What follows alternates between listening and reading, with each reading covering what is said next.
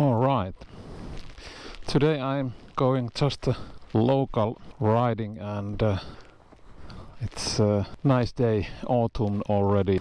Let's go to ride a little bit with this beautiful Ural motorcycle.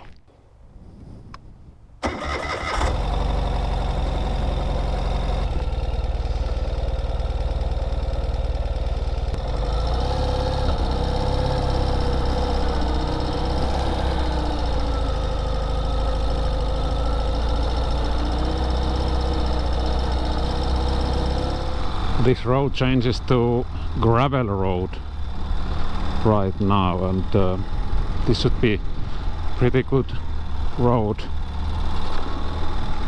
if they have maintained this one.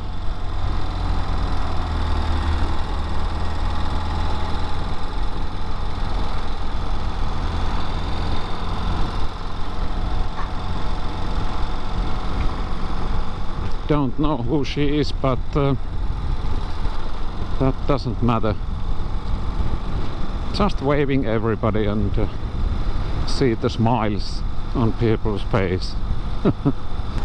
Not in too bad condition, but gives a lot of shake to my GoPro stick, which is behind me.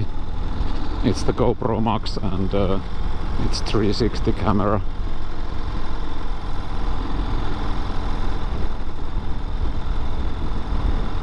.360 cameras and gravel road riding doesn't match too much. It's the vibration and shaking kills good footage. I just came 1 week ago from a longer trip with my BMW, and when riding again with Ural I have to remember the sidecar. The problem is that if I go too far right, the sidecar will dip to the edge and maybe go over, so some accidents might happen. But surprisingly fast I get to use this sidecar wheel where it's located, even though I don't see it. Okay, next road.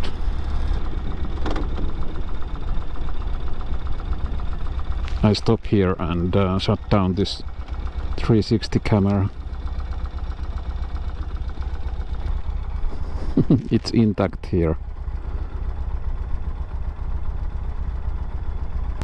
Hopefully it stays there.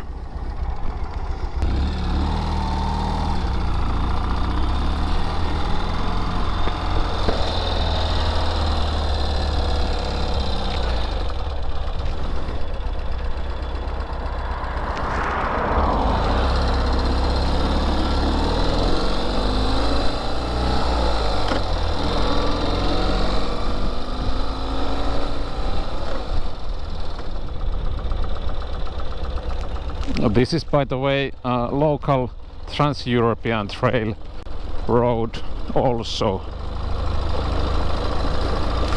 I haven't ride here for a long time. Let's see if there's any changes here in this road. This bike has a factory suspension and it's not the best. There's few aftermarket suspension shock absorbers and yeah, but they are quite expensive, more than 1,000 euros per set. But what I have read and heard about these aftermarket shocks, they really give a good ride with this bike, even a bumpy road. Now, because there's no weight at all, I don't have any luggages or things like that, this gives quite a bumpy road. Okay, this is a little bit wider road and in better condition than previous one. I really don't remember where to go. I probably have this TET map on my navigator, but it's really old. 5 years old or something like that, and there's been changes to that map or track. But I'll try to remember all the turnings in this road, and hopefully I will get out of this maze of gravel roads. There's huge amount of gravel roads around me everywhere, here and there, and in different condition. There's beautiful sceneries also. That's why when this Trans-European trail goes through this one, people from everywhere else can see this really beautiful landscape from Finland, and there's not too much traffic. I haven't faced any car here or other riders, so but that doesn't mean that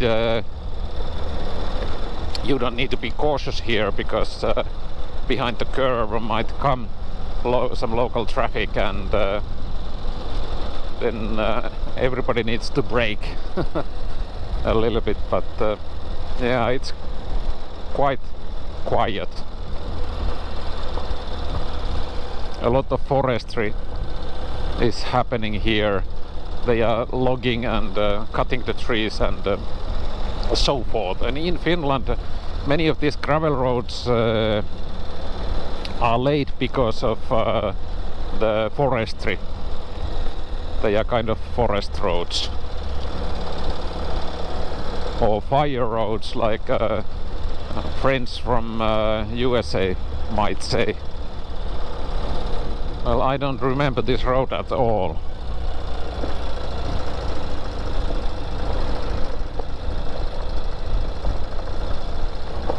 But let's continue. I have a navigator, I won't get lost here. Okay, there's tarmac road, and I will continue there.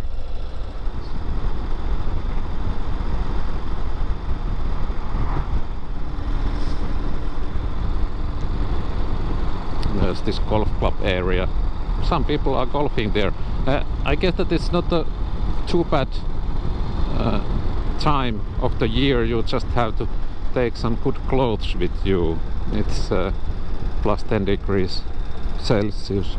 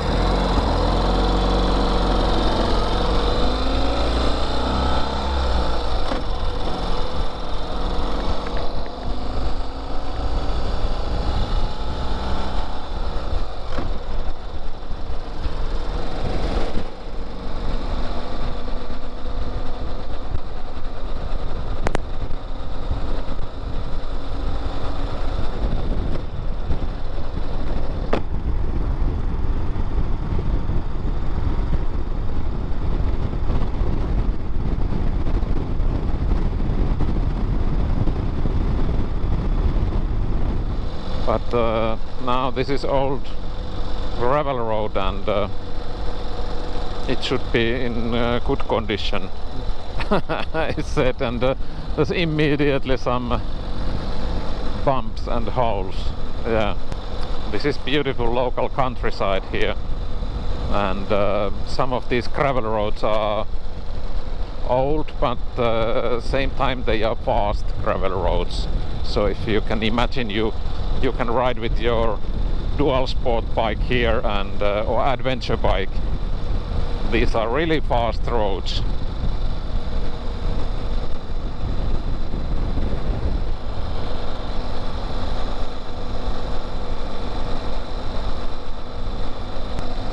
This is not a Trans-European trail track or road anymore. It's some other local road. Where I live, this Trans-European trail track goes from west to east, or vice versa. And I've seen during even this summertime there were a lot of groups riding through, because it goes through a small village, and I shop very often there, local market, and I have seen a lot of riders, solo riders, and some groups also. And I have been talking some of those people, and they have been coming from Latvia, Lithuania, Estonia, Germany, Sweden, and of course there's a lot of Finnish guys riding through Trans-European Trail. It's nice to see that this Trans-European Trail scheme is getting larger. Here in Finland it's not a problem, because there's a lot of quiet gravel roads and backcountry roads. That's not a problem, and even if they are private roads, you can still ride through them. And there's a lot of empty space here in Finland. So it's nice to see that this Trans-European Trail is getting traction, and more and more people riding through Finland. I know that this country is expensive, but if you go local supermarkets and buy normal food and camping on the forest and making your own meals, it's not so expensive anywhere. Only fuel is expensive, but smaller bikes, they don't consume too much. So please do come here in Finland and ride through Trans-European Trail. I guarantee that at least for the foreign people, it's a once in a lifetime experience. What is that? I don't recognize it. But it's a three-wheeled bike. A cousin to this bike.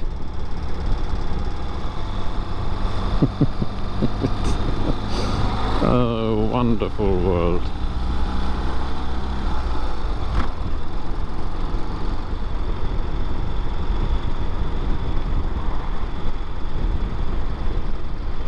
Okay, my